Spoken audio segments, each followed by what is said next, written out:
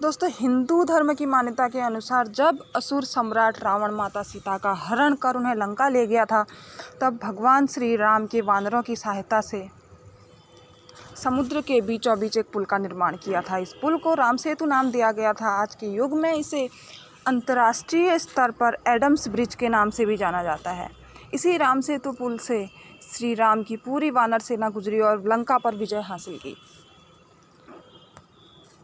राम की वानर सेना द्वारा बनाया गया राम सेतु पुल आज के समय में भारत के दक्षिण पूर्वी तट के किनारे रामेश्वर द्वीप तथा श्रीलंका के उत्तर पश्चिमी तट पर मन्नार द्वीप के मध्य चूना पत्थर से बनी एक श्रृंखला है। यदि वैज्ञानिकों की माने तो कहा जाता है कि एक समय था जब यह पुल भारत तथा श्रीलंका के भूभाग से आपस में जोड़ता था।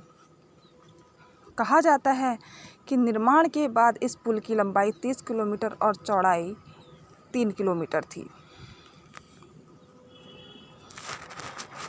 आज के समय में भारत तथा श्रीलंका के इस भाग का पानी इतना गहरा है कि यहाँ यातायात साधन बिल्कुल बंद है, लेकिन फिर भी उस समय भगवान राम ने इस स्थान पर एक पुल बनाया था। धार्मिक इतिहास पर गौर करें तो मान्यता है कि भगवान राम ने माता सीता को लाने के लिए बीच रास्ते आने वाले इस समुद्र को अपने तीर से सुखा देने की सोची, लेकिन तभी समुद्र से आवाज़ आई। समुद्र देवता बोले, हे प्रभु, आप अपनी वानर सेना की मदद से मेरे ऊपर पत्थरों का एक पुल बनाए, मैं इन सभी पत्थरों का वजन संभाल लूँगा। इसके बाद पूरी वानर सेना तरह तरह के पत्ते, झाड़ तथा पत्थर एकत्रित करने लगी। पत्थरों को एक कतार में किस तरह से रखकर एक मजबूत पुल बनाया जाए, इस पर ढेरों योजनाएं भी बनाई गई।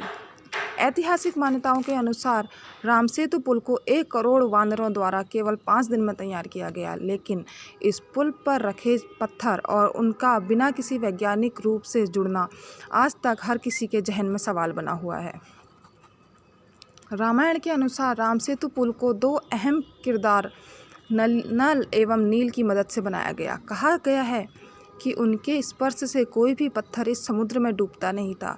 इन पत्थरों को रामेश्वर से आई सुनामी के दौरान समुद्र किनारे देखा गया और आपको जानकर यह अचंभा होगा कि आज भी यह पत्थर पानी में डालने पर डूबते नहीं हैं। विज्ञान की दिशा से देखें तो प्यूमाइस नाम का एक पत्थर होता है। यह पत्थर देखने में काफ़ी मजबूत लगता है, लेकिन फिर भी यह पानी में पूरी तरह से डूबता नहीं, बल्कि उसकी सतह पर तैरता रहता है।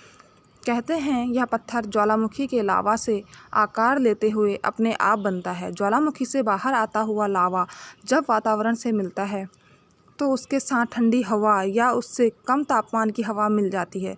यह गर्म और ठंडे का मिलाप ही इस पत्थर में कई तरह के छेद कर देता है, जो अंत में इसे एक स्पॉन्ज की तरह बना देता है।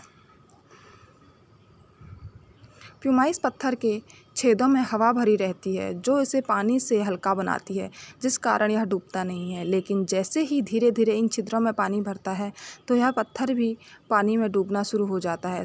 शायद यही कारण है कि राम सेतु पुल डूब गया। National aeronautics and space NASA द्वारा राम सेतु की सैटेलाइट से काफ़ी तस्वीरें ली गई। नासा का यह भी मानना है कि भारत के रामेश्वर से होकर श्रीलंका के मन्नार द्वीप तक एक पुल अवश्य बनाया गया था, लेकिन कुछ मील की दूरी के बाद इसके पत्थर डूब गए थे। लेकिन हो सकता है कि वे आज भी समुद्र के निचले भाग पर मौजूद हों।